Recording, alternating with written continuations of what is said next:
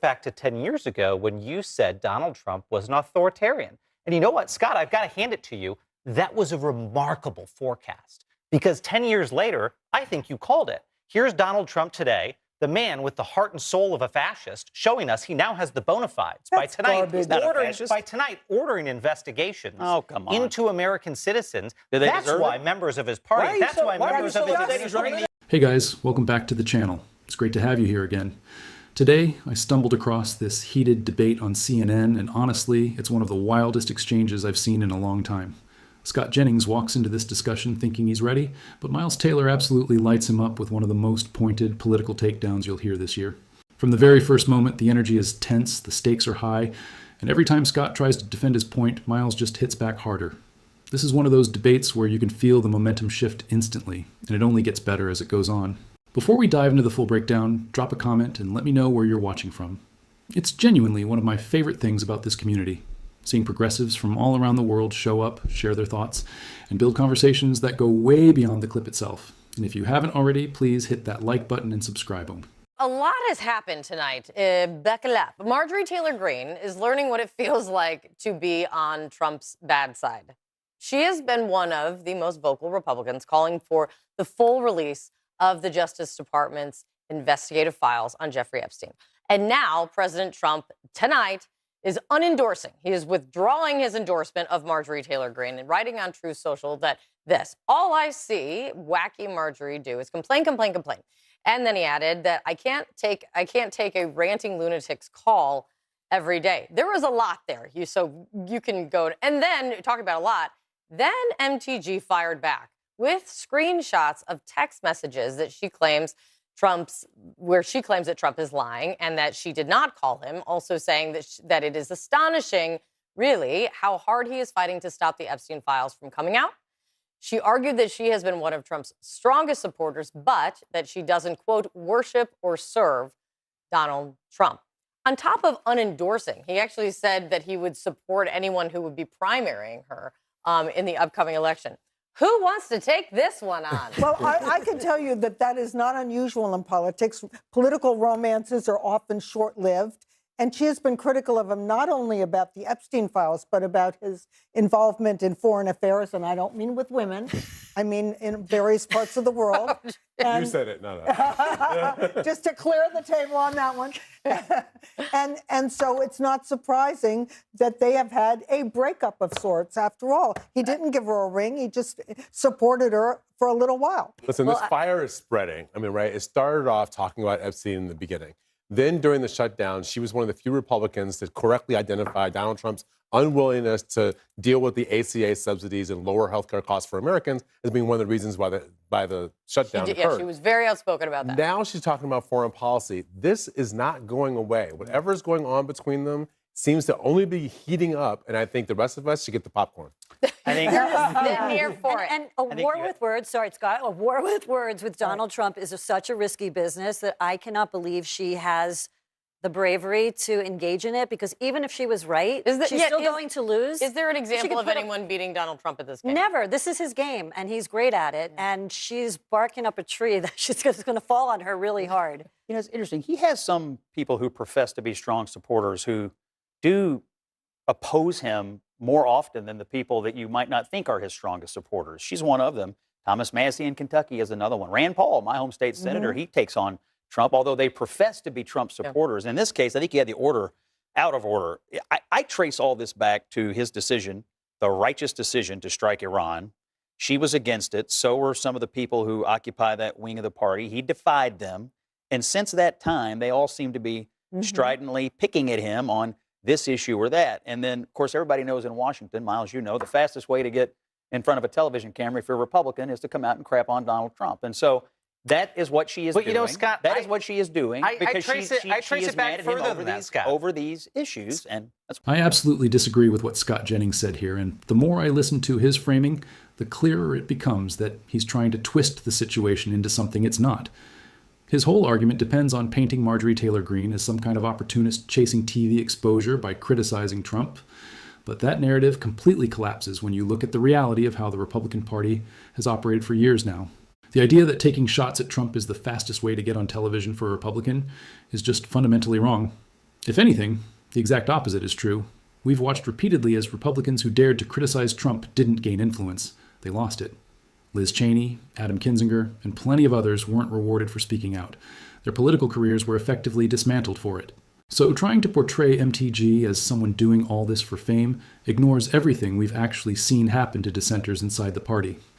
And what really stands out to me is how Scott tries to treat MTG's disagreements on the Iran strike, on healthcare, on the release of the Epstein files, as some sort of betrayal rather than what they actually are, policy disagreements. Isn't that literally the job of Congress? Members are supposed to debate military action, question executive decisions, and challenge policies they think are harmful.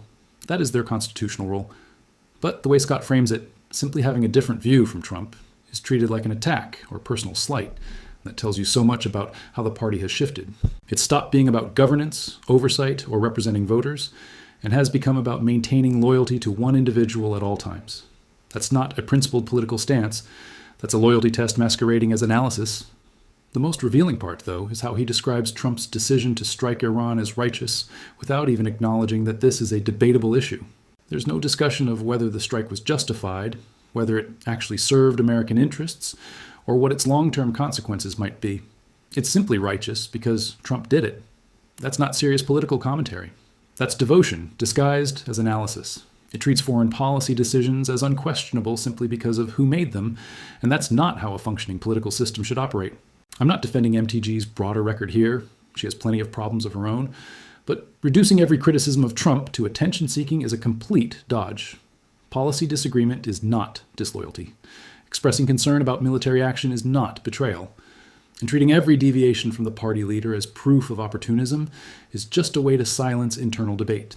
What we're actually seeing is the continuation of a dangerous expectation, that Republicans must show absolute, unwavering loyalty on every issue, or else they're labeled traitors or opportunists. And that's simply not how a healthy political party, or democracy, is supposed to function.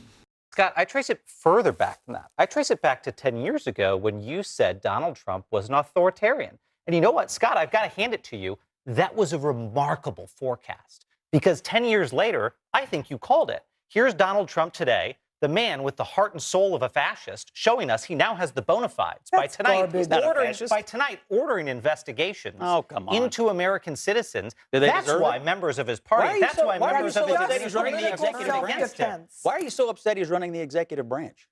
For the same reasons you predicted he shouldn't. For the same reasons, Scott, you said he violated his oath and he should never be back in that office. That's why I'm upset for the man being in the Oval Office. I happily voted for him 3 times. I know that. The alternative was terrible. And a lot of your friends were shocked. Yeah, well, a lot of my friends would have been shocked at you trying to subvert the elected president of the United States, which you did. Well, I proudly did. I proudly Some said mid-level to the staffer country substituting his judgment for the elected president of the United States. Well, Scott, I would have loved to have seen you stand up to it. Good luck. Back to Gosh, thank you, Miles Taylor, for saying what absolutely needed to be said here. This moment was so overdue, and honestly, it was refreshing to see someone finally hold Scott Jennings accountable in real time using Scott's own words. What Miles did wasn't just a clapback. It was a precise, factual reminder of Scott's own warnings, his own analysis, and his own predictions about Donald Trump. Scott was the one who said years ago that Trump showed authoritarian tendencies. Scott was the one who said those behaviors violated the oath of office. Scott was the one who claimed Trump should never be allowed back into power. Those were his words. And now he's defending the exact conduct he once labeled dangerous. You cannot warn the country about authoritarianism and then pretend those warnings no longer matter just because you voted for the man multiple times. That isn't consistency. That's selective memory based on political convenience. Miles nailed him on the hypocrisy with surgical precision, because this isn't a small contradiction, it's a massive reversal. You cannot say, this person is unfit for office, this person is dangerous, this person would abuse power, and then turn around and defend that same person once the very authoritarian impulses you predicted actually start to show. That's not principled conservatism, that's not intellectual honesty. That's simply choosing team loyalty over your own judgment.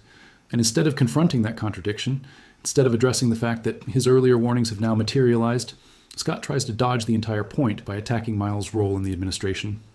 That pivot was so transparent. He completely avoided the substance of the criticism because he cannot explain or justify the inconsistency in his own position. And Miles calling out that deflection. You predicted this. You said he violated his oath. So why are you upset that I'm upset about the exact same things? That hit exactly where it needed to. It forced Scott to reckon with the fact that the danger he spoke about wasn't theoretical. It wasn't abstract. It wasn't a hypothetical fear. It's now happening in the open. Miles's point is simple. If Scott was right then, why is he wrong now for actually responding to the consequences of those very predictions? Scott doesn't have an answer because the moment he tries to justify it, he exposes how much he's abandoned the principles he claimed mattered. What really stood out to me is Scott framing Miles as someone who tried to subvert the elected president. But even that accusation exposes Scott's own contradiction. Miles's point wasn't about undermining democracy. It was about preventing the authoritarian overreach Scott himself warned about. That's not disloyalty. That's not subversion. That is acting on principles Scott once claimed were essential to protecting the country and the Constitution. The difference is Miles stayed consistent. Scott didn't. And that's why Miles's "I proudly did" carries weight. He's saying he acted based on values, not political pressure or personal calculation. This whole exchange highlights something much bigger. There are a lot of Republicans who recognized the danger, spoke about the danger, predicted the danger, and then quietly abandoned those warnings the moment it became inconvenient for the party narrative. And now, when confronted with their own words, they lash out at the people who stayed true to the principles they claimed to believe in. Miles held up a mirror, and Scott didn't like the reflection, because that reflection showed someone who traded concerns about authoritarianism for partisan rationalization, someone who sacrificed consistency to defend actions he once condemned, someone who proved Miles right simply by refusing to answer a very simple, very fair question. GG. Is it the sign of a changing tide? Is it the sign, or is it a singular one back and forth between one Republican who is getting into a fight with Donald Trump? Or do you think there is a possibility that it is the beginnings of Republicans seeing past the Donald Trump era?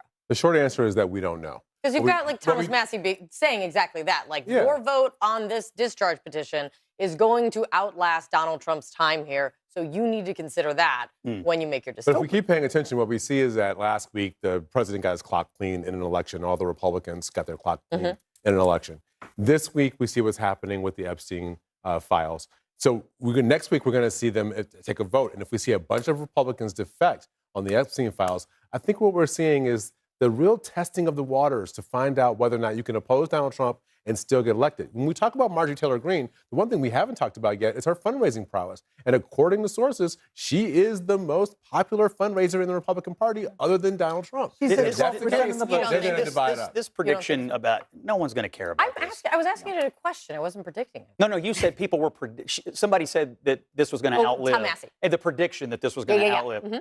I totally disagree with that. I think right now more people are worried about whether they can watch ESPN on YouTube TV tomorrow than they care about this. And that's certainly going to be true in 1 year, 5 years, or 10 years from today. And let's make it clear, hold on, but what they do care about, they did not get their clocks cleaned last They do week. care about They the fact did that the not. president is sort of breaking everything.